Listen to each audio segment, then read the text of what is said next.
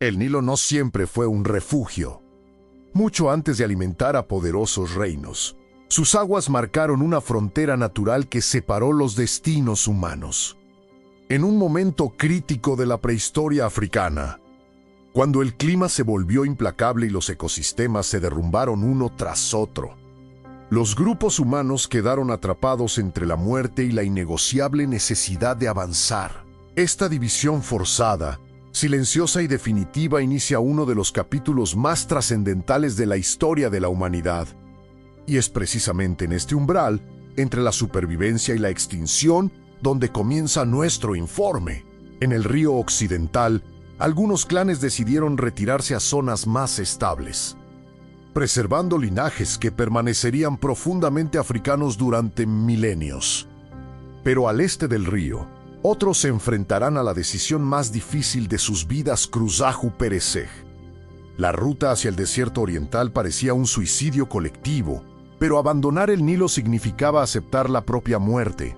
Fue este brutal dilema el que obligó a pequeños grupos a iniciar una migración que jamás imaginaron que transformaría el mundo. Aquellos que se atrevieron a cruzar encontraron un territorio hostil, casi vacío, pero lleno de posibilidades geológicas y climáticas que modelarían nuevas formas de vivir.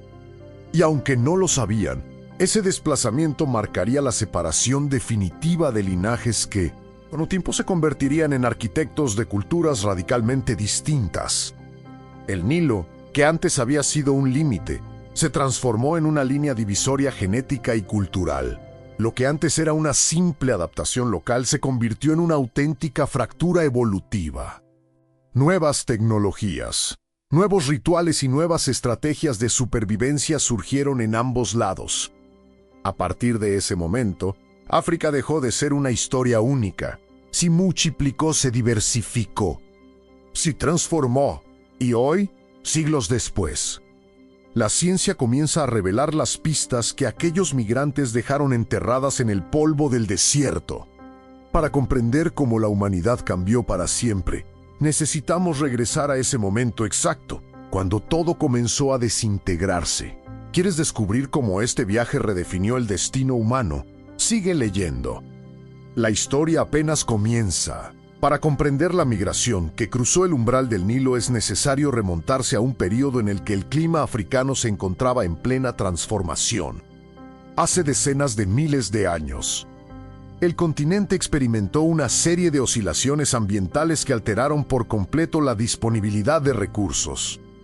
Inundaciones impredecibles, sequías prolongadas y desplazamientos repentinos de la fauna obligaron a las distintas poblaciones humanas a buscar nuevas estrategias de supervivencia.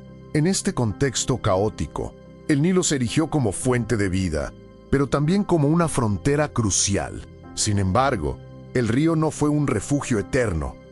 A medida que los ecosistemas se desmoronaban, los grupos humanos tuvieron que redefinir sus rutas, adaptarse a condiciones extremas y tomar decisiones que marcarían para siempre sus límites. Algunos clanes optaron por permanecer en la costa occidental, asegurando así la continuidad genética arraigada en las tierras africanas. Otros, en cambio, se vieron obligados a explorar territorios desconocidos, cruzando el este en una migración que dejaría una profunda huella en la historia de la humanidad. Este movimiento no fue un fenómeno masivo, fue gradual, fragmentado, impulsado por la necesidad inmediata y guiado por pequeñas comunidades que se aventuraron más allá de lo conocido. Pero su impacto fue monumental. La separación geográfica creó barreras evolutivas que no dieron lugar a diferencias culturales, tecnológicas y sociales entre los grupos que se adentraron en el Valle del Nilo y los que siguieron las rutas más áridas y peligrosas. La arqueología, la genética y la paleoclimatología modernas han permitido reconstruir con precisión cada uno de estos pasos. Evidencias de herramientas, restos óseos y asientos temporales revelan cómo estas poblaciones modificaron su forma de recolectar, cazar y desplazarse. A cada descubrimiento, la narrativa se vuelve más clara. Lo que antes parecía un simple movimiento humano ahora se reconoce como una de las rupturas más decisivas de nuestra prehistoria. Esta migración no solo dividió linajes, sembró las bases que, miles de años más tarde, darían origen a nuevas civilizaciones. Y para entender cómo este proceso moldeó el destino humano, necesitamos seguir el rastro dejado por estos migrantes. Desde las orillas del Nilo hasta los confines desconocidos del desierto, hace aproximadamente 70.0 años. El Valle del Nilo experimentó una de las transformaciones climáticas más severas de su historia. Las lluvias monzónicas, anteriormente regulares y abundantes, comenzaron a fluir hacia el sur, dejando vastas extensiones del corredor nilótico sujetas a una aridez progresiva. Lo que antaño fue un entorno fértil, rebosante de humedales y fauna migratoria, comenzó a fragmentarse en oasis dispersos. Para los grupos humanos que dependían de estas tierras, cada estación se volvió más impredecible. La regresión de la vegetación fue solo el primer síntoma. Las manadas de antílopes, jirafas y ganado, esenciales para la caza de subsistencia, comenzaron a abandonar la región a un ritmo acelerado, siguiendo rutas que no coincidían con los asentamientos humanos tradicionales. La pesca, que durante milenios proporcionó un sustento fiable, también decayó a medida que la salinidad fluctuaba y algunas especies desaparecieron por completo. La estabilidad ecológica del Nilo se está desmoronando. Los clanes asentados cerca del delta y en la región central del valle intentaron adaptarse, modificando sus métodos de recolección y ampliando sus territorios de caza. Sin embargo, cuanto más se desmantelaba el drenaje principal, más evidente era la escasez de agua. Los pozos naturales que antes resistían todo el año ahora se secaban en cuestión de semanas. La competencia entre diferentes grupos humanos ha aumentado y los conflictos por el acceso a las fuentes de agua se han vuelto inevitables. La presión ecológica sobre el suelo afecta la alimentación. También repercutió en la organización social. Grupos que antes vivían en cooperación comenzaron a fragmentarse. Líderes de pequeñas comunidades propusieron rutas alternativas, exploraciones arriesgadas y desplazamientos temporales para encontrar nuevos recursos. Fue durante este periodo de tensión que surgieron las primeras decisiones que dividieron las líneas internas. Decidir y resistir o emprender un viaje incierto a través de la frontera oriental. En medio de este escenario, el Nilo se convirtió en un símbolo contradictorio, fuente de vida, pero también recordatorio de que nada era permanente. Los depósitos de sedimento disminuían, los ciclos de inundación se desfasaban y la tierra cultivable se encogía. Las bandas que permanecían dependían de conocimientos ancestrales para interpretar señales de la naturaleza que cada vez eran menos confiables. Incluso las estrellas, utilizadas para prever estaciones, parecían perder su significado frente al caos climático. Los arqueólogos modernos han identificado este periodo mediante capas de sedimento seco, restos de fogones abandonados y herramientas dispersas sin señales de uso prolongado. Todo indica que los asentamientos se volvieron estacionales, casi experimentales, como si los grupos humanos estuvieran probando nuevos territorios sin poder consolidar ninguno. Esa inestabilidad prolongada se transformó en un punto de ruptura cultural. Es en este contexto que surge la figura de los observadores, individuos dentro de los clanes encargados de rastrear los cambios ambientales, seguir las tonalidades de los animales y detectar fuentes ocultas de agua dulce. Estos jóvenes exploradores identificaron por primera vez un detalle crucial: esta zona, aunque árida, mostraba rastros de antiguas cuevas y depresiones geográficas que podían retener agua en épocas críticas. Pequeñas expediciones confirmaron la hipótesis. Existían rutas más viables a lo largo del meandro oriental del Nilo, pero abandonar el valle no era una decisión trivial. Durante generaciones, la vida había girado en torno al río. Sus mitos, sus ciclos y su geografía definían la identidad de cada grupo. Migrar implicaba no solo enfrentar un desierto inclemente, sino también renunciar a un legado ancestral. Aún así, la supervivencia imponía un imperativo contundente: permanecer era arriesgarse a la extinción. Poco a poco, algunas bandas comenzaron a preparar combates más organizados. Forjaron herramientas de piedra más resistentes, recolectaron semillas de plantas comestibles y estudiaron rutas marcadas por afloramientos rocosos. Las últimas noches antes de partir se caracterizaron por hogueras silenciosas y decisiones irreversibles. Los ancianos, demasiado débiles para viajar, permanecieron en el valle, sellando la separación física y genética entre los caídos y los que se aventuraron hacia el oriente desconocido. Cuando finalmente emprendieron la marcha, los migrantes cruzaron el umbral del Nilo por tierra, no como un acto geográfico, sino como un acontecimiento histórico. Este tránsito marcó el inicio de una brecha evolutiva que con tiempo generaría profundas diferencias culturales. Mientras algunos permanecieron vinculados a la identidad nilótica, otros comenzaron a forjar una nueva historia más allá del alcance del gran río. Esta separación, silenciosa pero definitiva, sentaría las bases que formarían civilizaciones completamente distintas. Cuando los primeros grupos abandonaron la seguridad relativa del Valle del Nilo, se encontraron con un territorio que imponía desafíos sin precedentes. El desierto oriental se extendía como una muralla interminable de dunas, planicies rocosas y cordones montañosos abruptos. Para los migrantes, cada paso era una incursión hacia lo desconocido, un territorio sin mapas ni rutas establecidas. Lo único que guiaba su avance eran los rastros identificados por los observadores de presiones geológicas, grietas con sombra permanente o indicios de humedad en capas profundas del suelo. Las temperaturas diurnas ascendían a niveles que deshidrataban en cuestión de horas. Las noches, por otro lado, descendían a un frío cortante que congelaba cualquier resto de humedad del aire. Los grupos humanos, habituados a la alternancia regular del clima nilótico, se vieron obligados a improvisar refugios con pieles, ramas secas e incluso con las sombras estrechas de salientes rocosas. El simple acto de dormir pasó a ser una ópera o estratégica. La escasez de agua se convirtió en el principal enemigo. Los pozos naturales identificados por exploradores eran pocos y distantes entre sí en ocasiones.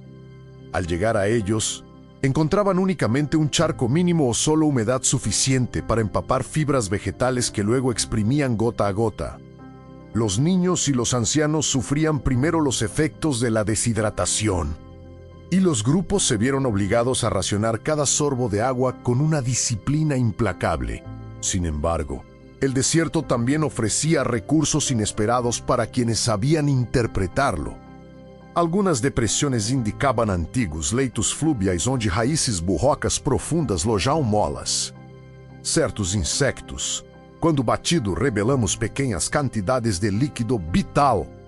Incluso las caravanas de animales que cruzaban la región, gacelas, burro selvagem e peque, os roedores serviam como guia onde havia vida animal. Havia água em algum ponto a todos quilômetros de distância. Durante esta travesía, la estructura social de los grupos migrantes se fortaleció. Las decisiones se tomaban con rapidez y sin margen para desacuerdos prolongados.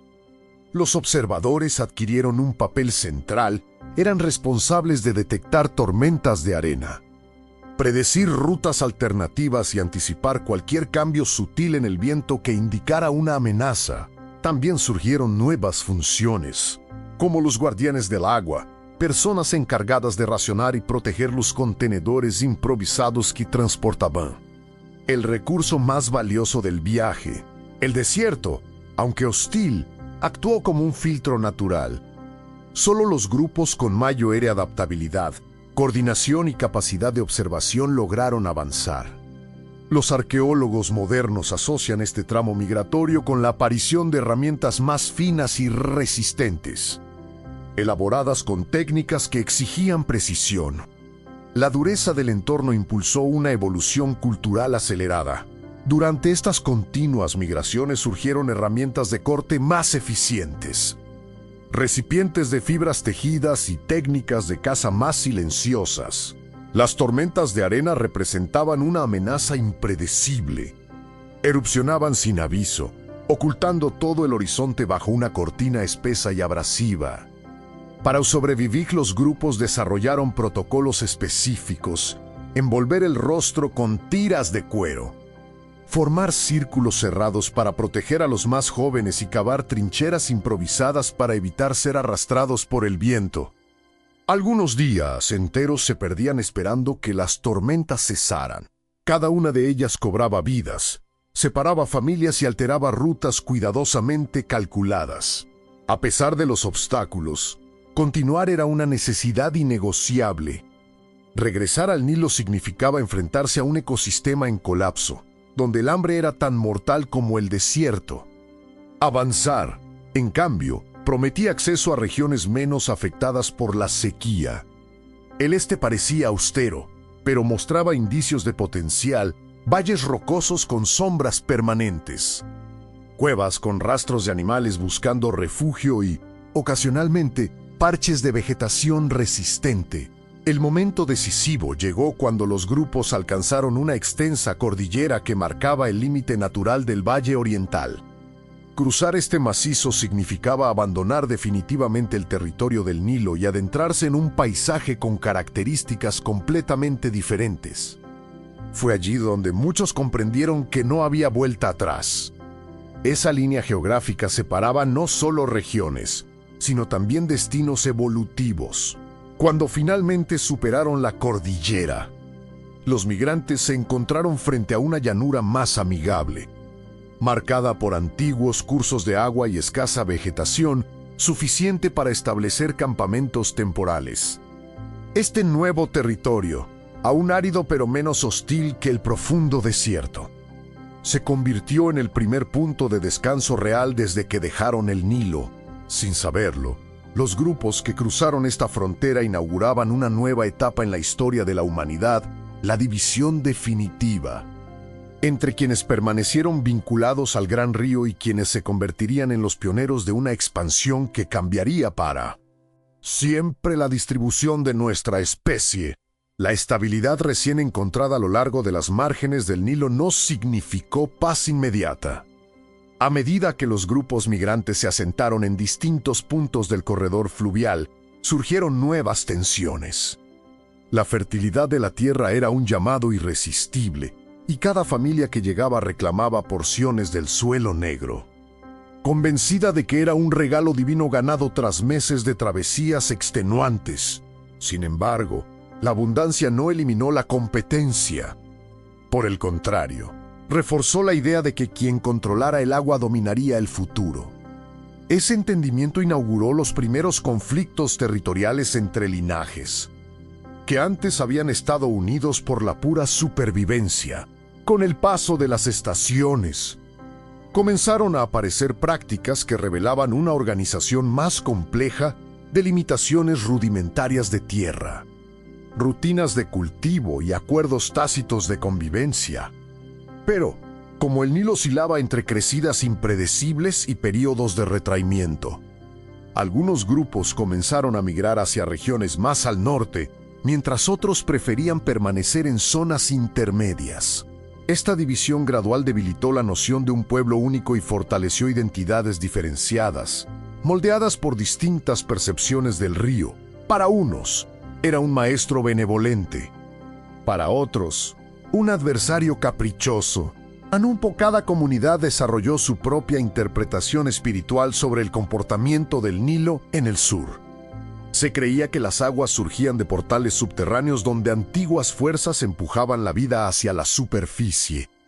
En el norte, la visión era más pragmática. El río era una vía navegable que conectaba territorios distantes y, por tanto, representaba poder político y social. Esta divergencia de creencias configuró la dualidad que más tarde se convertiría en la esencia de las futuras civilizaciones del Alto y Bajo Nilo. Los jóvenes, fascinados por las diferencias culturales emergentes, viajaban entre asentamientos intercambiando semillas, relatos y técnicas de pesca, pero regresaban a sus hogares cargando impresiones que no siempre eran bien recibidas por los ancianos. Pequeños conflictos, Inicialmente, disputas por recursos comenzaron a adquirir matices ideológicos. Surgía así no solo una rivalidad material, sino también una competencia narrativa, quien, en definitiva, comprendía mejor al río. Mientras tanto, las crecidas anuales se volvieron un momento decisivo. Quienes lograban interpretar correctamente sus señales prosperaban, quienes fallaban, sufrían. Esta dinámica reforzó la autoridad de aquellos capaces de prever los patrones ambientales, dando origen a las primeras formas de liderazgo centralizado. La figura del intérprete del río, Pachi Sacerdote, Pachi Stratenga, emergió como indispensable para cualquier grupo que aspirara a mantenerse competitivo en el creciente mosaico cultural del Nilo. Así, lo que había comenzado como una migración forzada por un colapso climático se transformaba lentamente en un proceso civilizatorio. La disputa por las aguas no solo moldeó alianzas y rivalidades, sino que definió visiones del mundo, métodos de producción y lazos identitarios. El Nilo dejó de ser simplemente un camino de escape, se convirtió en un eje de destino, dividiendo linajes, aproximando otros y preparando el escenario para el surgimiento de las civilizaciones que cambiarían para siempre la historia humana. A medida que las comunidades se expandían a lo largo del Nilo, la necesidad de entender los ciclos del río se volvió absoluta. La supervivencia ya no dependía únicamente de la fuerza o la movilidad, sino de la capacidad de anticipar. Fue entonces cuando surgieron individuos capaces de observar patrones en las aguas, en la tierra y en el cielo, hombres y mujeres que, con una mezcla de intuición empírica y dedicación obsesiva, comenzaron a interpretar señales que otros pasaban por alto. Estos intérpretes del río, inicialmente valorados como simples asesores, pronto adquirieron un prestigio que transformó el equilibrio social entre los asentamientos. Los líderes tradicionales, generalmente los más experimentados en la caza o la defensa del grupo, comenzaron a compartir su influencia con estos nuevos observadores. Los intérpretes predecían el momento de las inundaciones, indicaban dónde la tierra sería más fértil y recomendaban cuándo sembrar o cosechar. Su creciente precisión llevó a la población a atribuirles una sensibilidad especial, casi sobrenatural. Esta percepción generaba respeto, pero también temor, porque, en una época en la que lo desconocido se interpretaba como fuerza divina, quien manipulaba el destino de las aguas también manipulaba el destino del pueblo. Con el aumento de su autoridad, los intérpretes del río empezaron a organizar rituales destinados a convencer al Nilo de mantener su generosidad. Aunque su función era práctica, unificar a la población bajo decisiones agrícolas coordinadas. Estos rituales inauguraron los primeros sistemas simbólicos de poder. Las ceremonias reforzaban jerarquías y ordenaban la vida colectiva, lo que lentamente dio forma a estructuras protoestatales. La comunidad comprendió que, sin cohesión guiada, sus esfuerzos se diluirían frente a la magnitud impredecible del río. Con esta centralización simbólica del poder, surgieron nuevas responsabilidades. Los intérpretes comenzaron a registrar, mediante marcas en piedras o trazos en cortezas, los períodos de inundación, las fechas de las primeras cosechas y las consecuencias de los años buenos y malos. Este hábito rudimentario de catalogación creó un calendario embrionario, permitiendo que las predicciones ambientales ya no dependieran únicamente de la memoria oral. Todo esto reforzó la idea de que ciertas personas tenían el don de organizar el caos para convertirlo en estructura. Una habilidad poco común que distinguía a los líderes de los seguidores.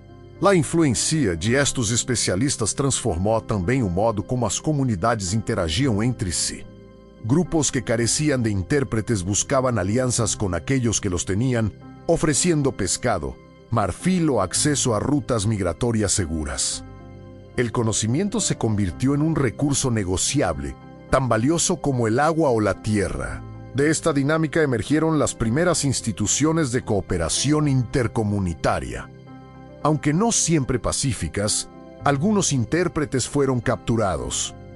otros persuadidos a desertar y otros más utilizados como moneda en negociaciones complejas.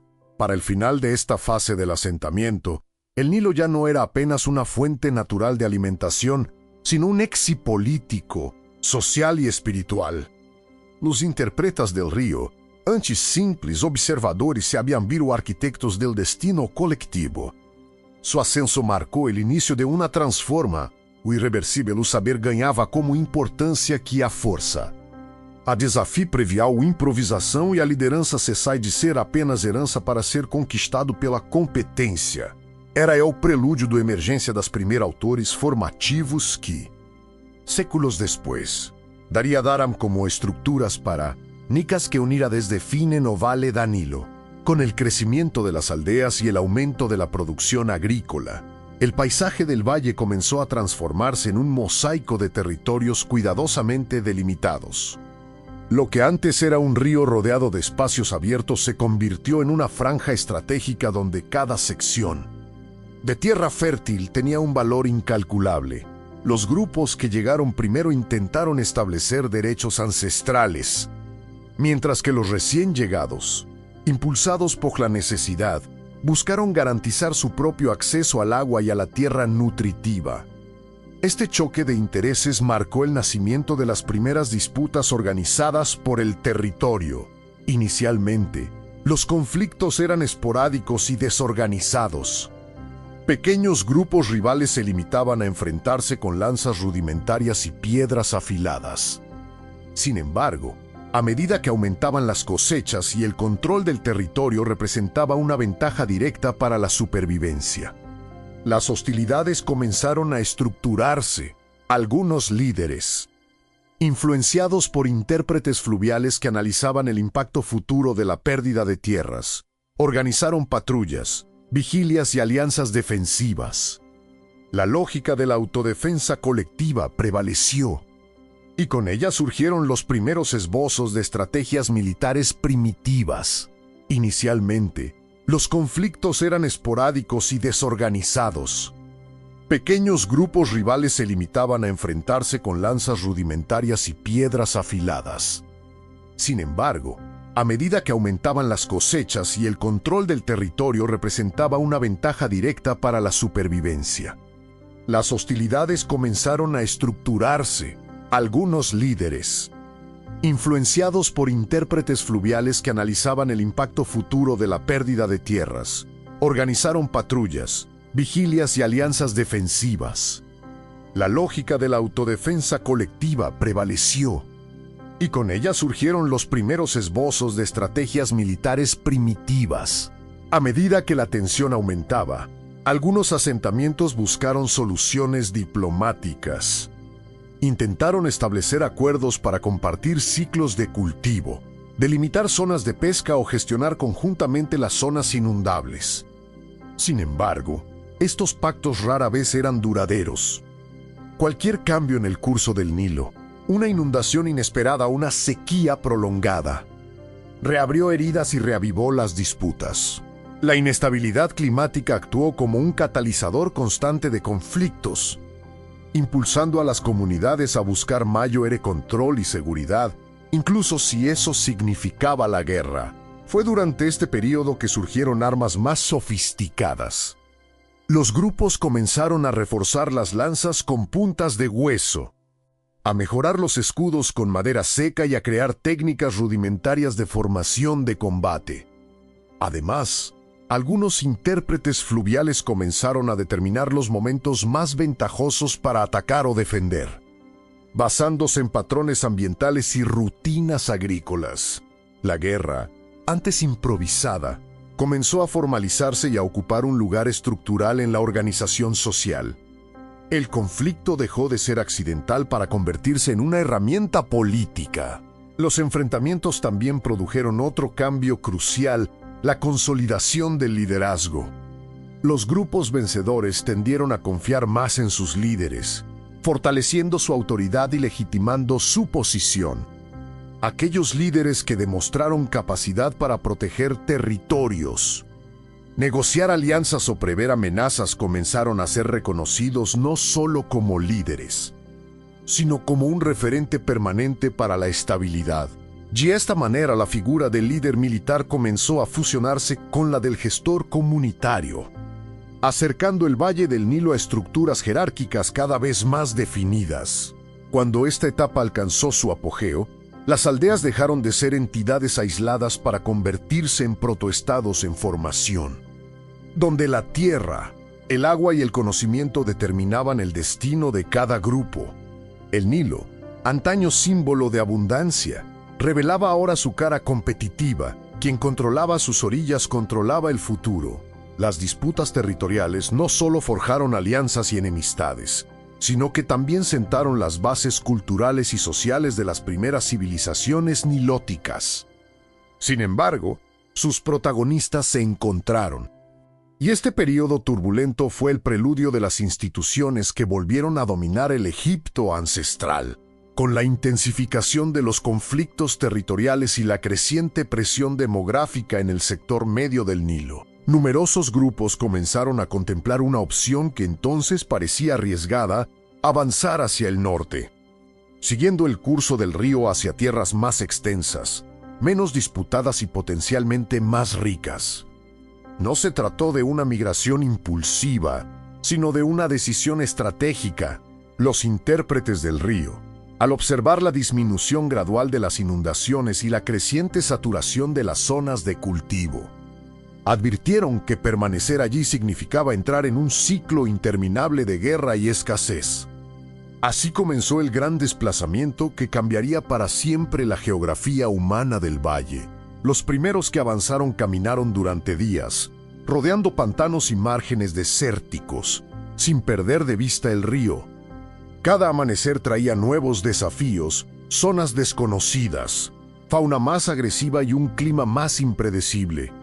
Sin embargo, también encontraron evidencias alentadoras.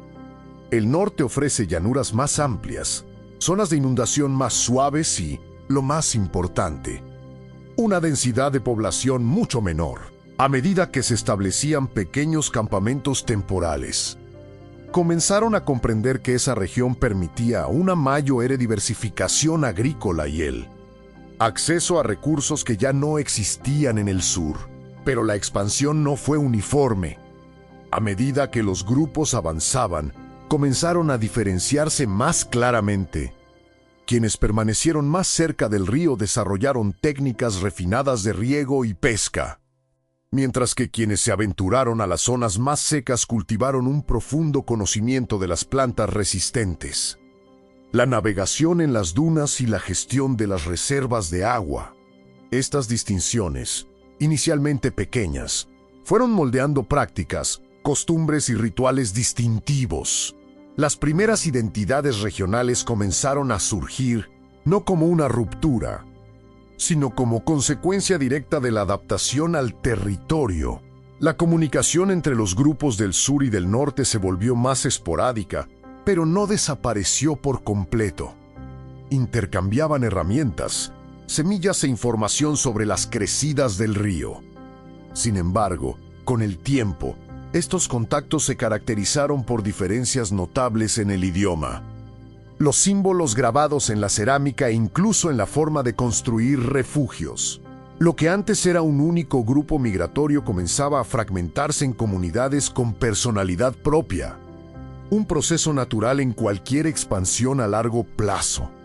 El Nilo dejó de ser solo un camino, se convirtió en un eje cultural que conectaba, pero también distinguía. Durante este largo viaje hacia el norte, también se consolidaron nuevas formas de organización social. La escasez de conflictos directos en esta región permitió el surgimiento de consejos ampliados, donde diferentes familias compartían decisiones sobre riego, división de tierras y gestión de recursos. Estos acuerdos, más estables que los pactos del sur, favorecieron el desarrollo de protoinstituciones que regulaban la coexistencia y prevenían disputas. En cierto sentido, el norte se transformó en un laboratorio social donde se probaron y perfeccionaron nuevas ideas de cooperación. En última instancia, este desplazamiento no solo resolvió temporalmente la presión territorial, sino que también desencadenó un fenómeno aún más profundo: la diversificación humana a lo largo del Nilo. Grupos con un origen común comenzaron a construir historias distintas, moldeadas por sus propias necesidades, recursos y desafíos. Este proceso silencioso y gradual preparó el terreno para el surgimiento de culturas que, siglos después, se reconocerían como diferentes. Aunque unidas por la misma arteria vital, el río Nilo, el gran desplazamiento no solo aseguró la supervivencia, también inició la pluralidad de civilizaciones que definiría el futuro del valle. El eco de aquellas migraciones ancestrales no se desvanece con el paso del tiempo. Al contrario, continúa resonando en las estructuras culturales, políticas y espirituales que caracterizan las sociedades actuales. Cuando los primeros grupos humanos cruzaron el umbral del Nilo, impulsados por la necesidad y la esperanza, no solo inauguraron nuevas rutas físicas, sino también nuevas formas de ver el mundo. Aquella travesía marcó un antes y un después en la historia humana, un proceso que dividió linajes, creó identidades diferenciadas y sembró los cimientos de civilizaciones que aún hoy influyen en nuestro modo de vivir, pensar y organizarnos. Las comunidades que permanecieron en el Valle del Nilo desarrollaron sistemas de agricultura, astronomía y escritura que transformarían para siempre el curso de la humanidad. Entretanto, los grupos que migraron hacia otras regiones enfrentaron desafíos radicalmente distintos, desiertos implacables, sabanas impredecibles y montañas que exigían una adaptación constante. De esas pruebas emergieron nuevas culturas, cada una con su propia cosmología, su propia forma de interpretar el poder, la supervivencia y el papel del ser humano en un universo lleno de incertidumbres. Aquella divergencia marcó la identidad de pueblos que, siglos después, se reencontrarían a través de intercambios, conquistas o alianzas. A pesar de sus diferencias, todas estas culturas compartían un mismo origen, una historia de movimiento. La migración no fue un accidente, sino un motor civilizatorio. Gracias a ella surgieron diálogos interculturales, mezclas genéticas y transferencias tecnológicas que enriquecieron las sociedades mucho más de lo que las separaron. El impulso de avanzar, de buscar territorios más fértiles o cielos más misericordiosos, se convirtió en la fuerza silenciosa que definió el mapa humano. Y hoy, cuando observamos el mundo contemporáneo, marcado por desplazamientos masivos, crisis climáticas y fronteras cada vez más tensas, entendemos que la historia vuelve a repetirse. La travesía del Nilo no fue un episodio aislado, sino un espejo del presente. Porque, al final, migrar siempre ha sido un acto de resistencia, de creación y de profunda humanidad.